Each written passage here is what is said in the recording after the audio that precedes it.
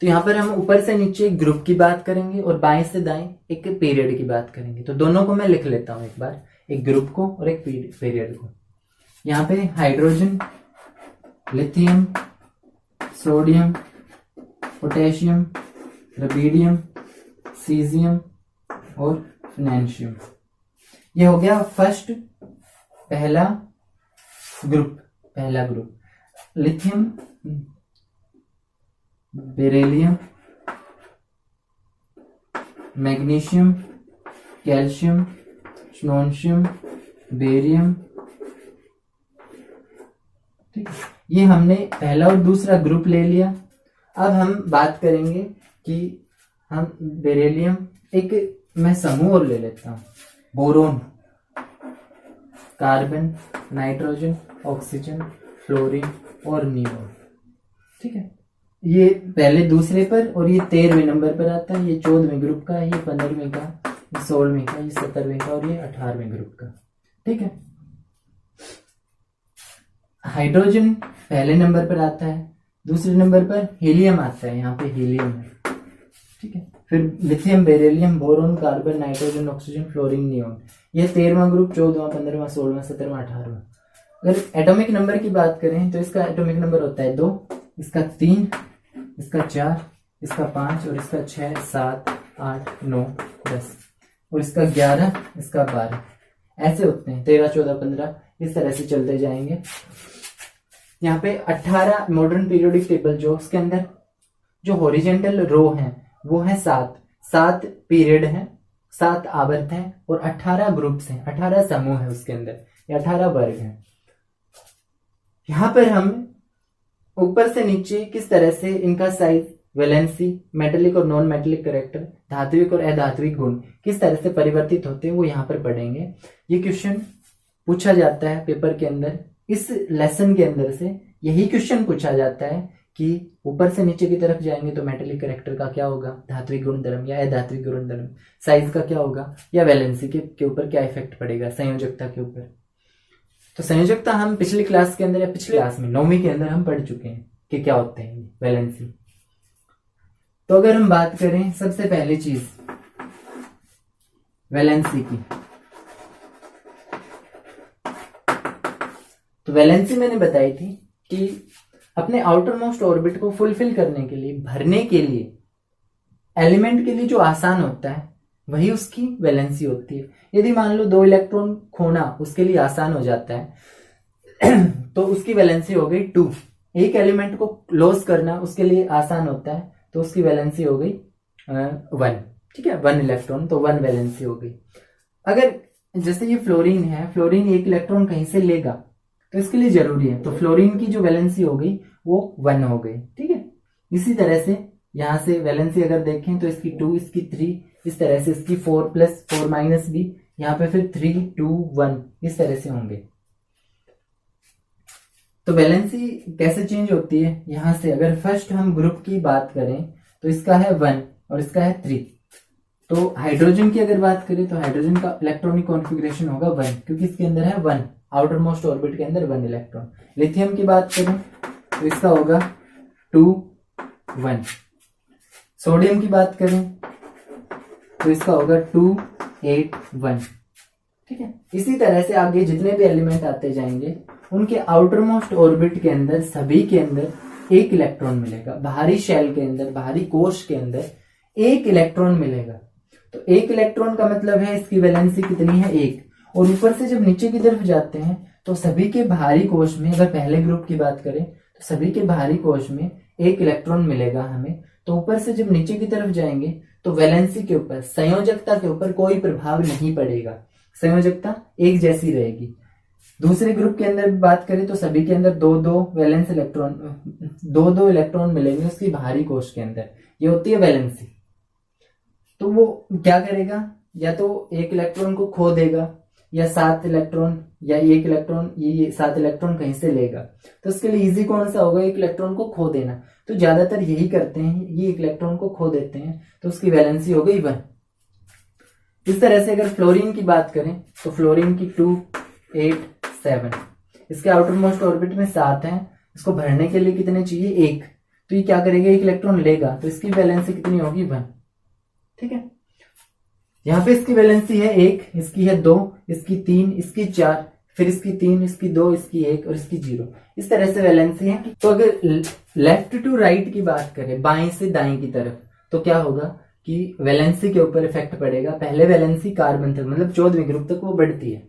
यहाँ पर अगर पहले पीरियड की बात करें तो जब तक ये बराबर नहीं हो जाता कि भाई वो इतने इलेक्ट्रॉन लेता है और इतने इलेक्ट्रॉन को लूज कर सकता है, दोनों कंडीशन जब तक फुलफिल नहीं हो जाती वहां तक वैलेंसी इसकी बढ़ती है, उसके बाद डिक्रीज होनी शुरू हो जाती है और लास्ट में तो वैलेंसी होती नहीं।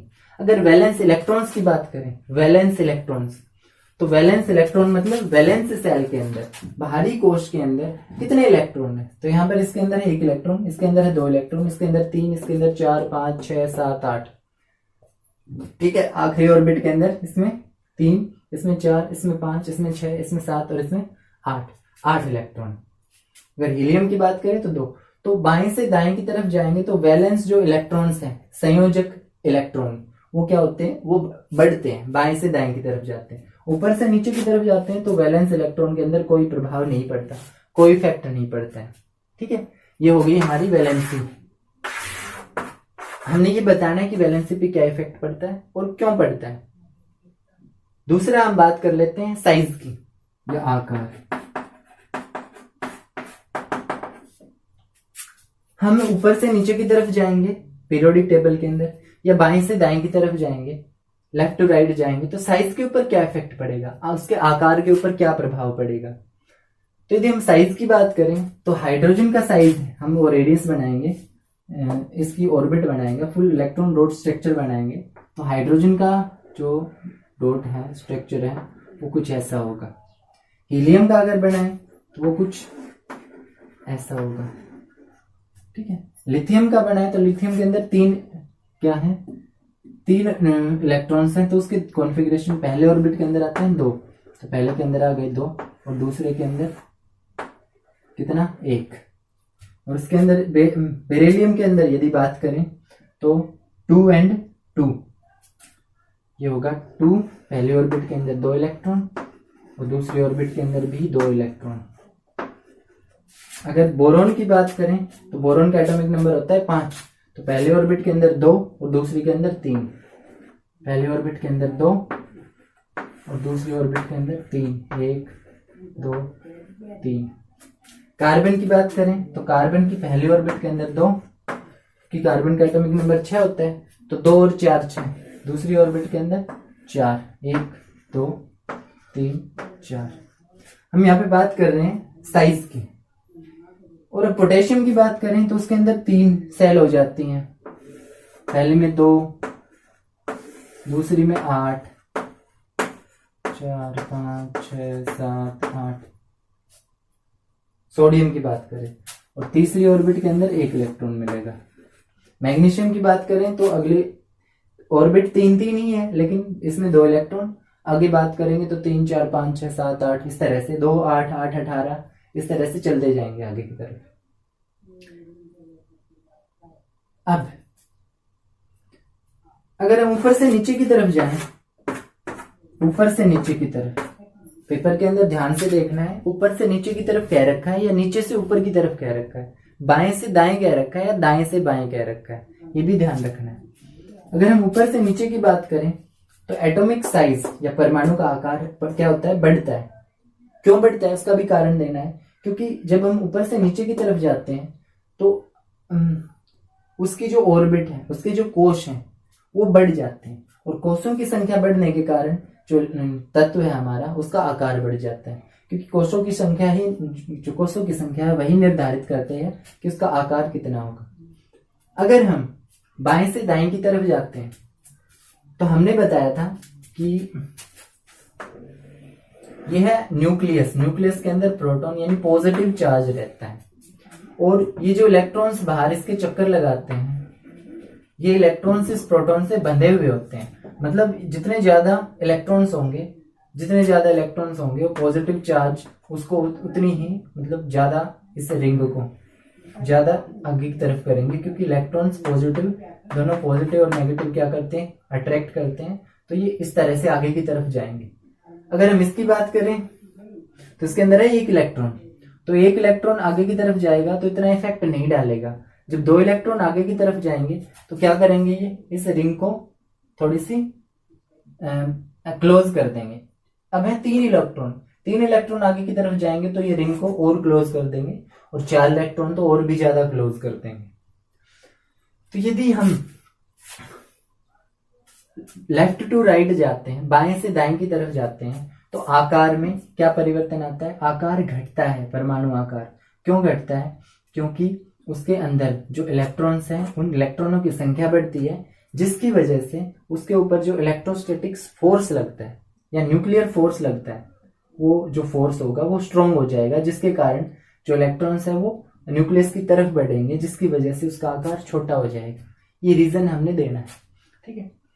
ऊपर से नीचे क्योंकि ऑर्बिट की संख्या बढ़ती है, बाएं से दाएं घटता है, क्यों, क्योंकि इलेक्ट्रॉन की संख्या ज्यादा हो जाती है, इसकी वजह से। अब तीसरे हम बात कर लें मेटेलिक और नॉन मेटेलिक कैरेक्टर, धात्विक और अधात्विक गुण की।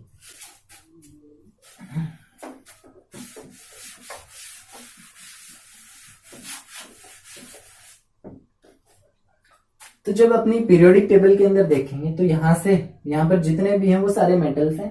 आगे की तरफ जाएंगे तो बीच में कुछ मेटलॉइड्स आएंगे, और उसके बाद ये गैसेस आ जाती है, मतलब नॉन मेटल आ जाते हैं। तो मेटल क्या होता है, मेटल जो इलेक्ट्रॉन्स को इजीली रिलीज कर देता हो, इलेक्ट्रॉन को आसानी से बाहर निकाल देता हो, वो मेटल होता है, हम ये कह सकते हैं।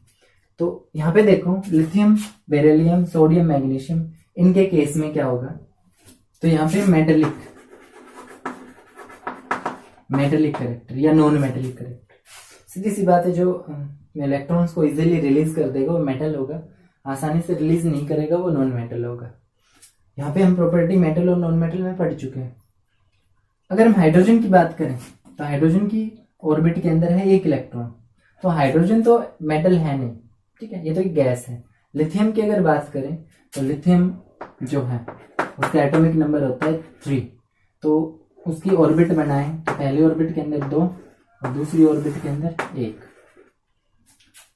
यह है पॉजिटिव चार्ज न्यूक्लियस। सोडियम की अगर बात करें तो सोडियम में होते हैं 3, 1 2 3, और आखिरी ऑर्बिट में 1 इलेक्ट्रॉन प्लस। यहां पर देखो कि इस केस के अंदर ये पॉजिटिव चार्ज है, इस इलेक्ट्रॉन को अपनी तरफ खींच के रखेगा। अगर हमने इस इलेक्ट्रॉन को बाहर निकालना हो तो ज्यादा एनर्जी देनी पड़ेगी, तभी इलेक्ट्रॉन बाहर निकल के जाएगा, क्योंकि ये न्यूक्लियस के बहुत ज्यादा नजदीक है। अगर ये नजदीक होगा तो इस इलेक्ट्रॉन को निकालना थोड़ा सा मुश्किल होगा। इलेक्ट्रॉन होते ये पॉजिटिव चार्ज जो है वो इस लिथियम के इलेक्ट्रॉन्स को अपनी तरफ खींच के रखता है, जिसकी वजह से ये बाहर नहीं निकल पाता है। अगर ये बाहर नहीं निकलेगा तो क्या होगा, ये इतना ज्यादा मेटेलिक नहीं होगा। अगर हम सोडियम की बात करें तो सोडियम के अंदर होते हैं 3 ऑर्बिट, ठीक है। तो इस पॉजिटिव चार्ज की वजह से अगर इस इलेक्ट्रॉन के बारे में बात करें तो इस इलेक्ट्रॉन के ऊपर इतना ज्यादा फोर्स नहीं लगेगा, क्योंकि 2 ऑर्बिट इसके बीच में है, उसके बाद ये इलेक्ट्रॉन है। तो अगर इसके ऊपर डिस्टेंस की बात करें तो ये डिस्टेंस है ज्यादा, तो डिस्टेंस ज्यादा है तो इसके ऊपर पॉजिटिव चार्ज की वजह से, न्यूक्लियस की वजह से जो फोर्स लगेगा वो कम लगेगा, और ये इलेक्ट्रॉन इजीली रिलीज हो जाएगा लिथियम के मुकाबले। पोटेशियम की बात करें तो उसमें 4 ऑर्बिट होते हैं, रुबिडियम की बात करें तो 5 ऑर्बिट होते हैं। इस तरह से जैसे जैसे ऑर्बिटों की संख्या बढ़ती जाती है, उसके आउटर मोस्ट ऑर्बिट के अंदर जो इलेक्ट्रॉन होता है उसके और न्यूक्लियस के बीच में जो फोर्स है वो उतना ही कम होता जाएगा, जिसकी वजह से जो आउटर मोस्ट ऑर्बिट के अंदर जो इलेक्ट्रॉन्स होता है वो इजीली रिमूव हो जाएगा। अगर इजीली बाहर निकल गया तो मेटेलिक कैरेक्टर उसका स्ट्रॉन्ग हो गया। जैसे जैसे ऊपर से नीचे की तरफ जाएंगे तो मेटेलिक कैरेक्टर जो धात्विक गुण है इसका वो क्या होता है, वो बढ़ता है। अगर हम बाएं से दाएं की तरफ जाते हैं तो धात्विक गुण इसका कम होता है, क्योंकि lithium, beryllium, boron, carbon, nitrogen, oxygen, इनकी बात करें तो इलेक्ट्रॉन्स वहां पे आगे की तरफ जाएंगे तो इलेक्ट्रॉन बंधे हुए होते हैं आपस में, तो बंधे हुए होते हैं, उसकी वजह से क्या होगा, क्योंकि नंबर ऑफ ऑर्बिट यहाँ पे बढ़ती नहीं है, नंबर ऑफ ऑर्बिट नहीं बढ़ेगी तो सारे इलेक्ट्रॉन्स पर इस पॉजिटिव चार्ज की वजह से एक जैसा फोर्स लगेगा, उसके साथ साथ उसका साइज भी कम होता है। आगे की तरफ जाएंगे जितना साइज कम होगा उतना इन दोनों के बीच में जो डिस्टेंस है वो कम होता जाएगा, और डिस्टेंस कम होता जाएगा तो ये जो पॉजिटिव और नेगेटिव, न्यूक्लियस और इलेक्ट्रॉन के बीच में जो फोर्स लग रहा है वो फोर्स स्ट्रॉन्ग होता जाएगा, जिसकी वजह से इलेक्ट्रॉन को आसानी से रिमूव नहीं करेगा। तो मेटेलिक कैरेक्टर यहाँ बाएं से दाएं की तरफ जाएंगे, लेफ्ट से राइट जाएंगे तो वो कम होता है, ठीक है। आगे की तरफ जाएंगे तो बिल्कुल गैसेज आ जाती हैं, मेटल्स का काम ही नहीं है। हमने वैलेंसी पढ़ी, वैलेंस इलेक्ट्रॉन पढ़े, एटॉमिक साइज पढ़े। Metallic character, non metallic character इसका उल्टा है। नॉन मेटल क्या होते हैं, जो इलेक्ट्रॉन को इजीली रिलीज नहीं करते, वो आसानी से रिमूव नहीं करते, वो नॉन मेटल। अगर ऊपर से नीचे की तरफ जाएंगे तो मेटेलिक कैरेक्टर बढ़ता है, तो नॉन मेटेलिक कैरेक्टर इंक्रीज होता है, डिक्रीज होता है। और यहाँ से यहाँ तक अगर आगे की तरफ जाएंगे तो अगर मेटेलिक कैरेक्टर डिक्रीज होता है तो नॉन मेटेलिक कैरेक्टर जो अधात्विक गुण है वो इंक्रीज होता है। आगे की तरफ जाते जाएंगे तो अधातु आते जाएंगे। जो गैसेज है हमारी वो भी लगभग सारी अधातुएं ही है। तो ये मॉडर्न पीरियोडिक टेबल, इसके अंदर ऐसे कुछ क्वेश्चन पूछे जाते हैं, जैसे मेटेलिक कैरेक्टर का क्या होगा जब हम ऊपर से नीचे की तरफ जाएंगे, वैलेंसी का क्या होगा, वैलेंस इलेक्ट्रॉन कितने होंगे, या साइज का क्या इफेक्ट पड़ेगा।